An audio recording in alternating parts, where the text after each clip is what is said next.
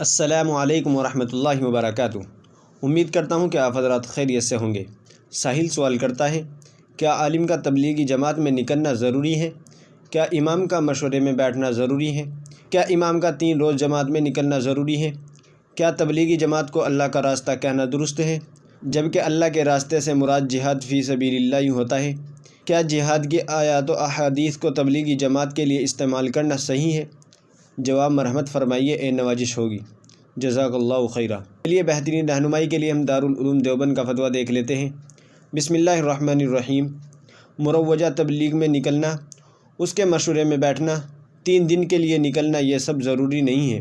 یہ امور مباح اور مستحب کے درجے میں ہے۔ آپ کریں گے تو ثواب ملے گا، نہیں کریں گے تو اللہ کی طرف سے گرفت نہ ہوگی، اور بعض مواقع پر فی سبیل اللہ ہر نیک کام کے لیے استعمال ہوا ہے۔ واللہ تعالی علم۔ دارالفتہ دارالعلوم دیوبند۔ اس ویڈیو کے بارے میں آپ کی کیا رائے ہے، نیچے کمنٹ باکس میں تحریر فرمائیں، اور چینل پر پہلی بار آئے ہوں تو ہماری اس طرح کی ویڈیو پانے کے لیے ہمارے چینل کو سبسکرائب بھی کر سکتے ہیں۔ چلیے پھر ملتے ہیں کسی دوسری ویڈیو میں۔ السلام علیکم ورحمۃ اللہ وبرکاتہ۔